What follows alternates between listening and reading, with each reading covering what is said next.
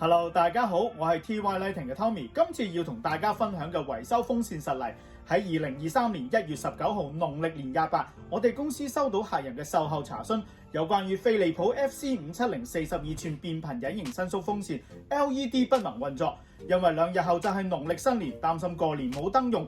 售後服務嘅同事同客人講：請放心啦 ，TY Lighting 係飛利浦香港指定零售商，亦係機電署嘅註冊電力承辦商。我哋嘅安裝團隊一定會喺農曆年前幫客人你處理好，請放心。客人聽到後即刻放心晒。好啦，今次要講嘅需要做售後服務嘅地區係百勝角消防已婚宿舍，即刻去片睇下啦。咦，呢度視野好空曠喎，邊度嚟嘅呢？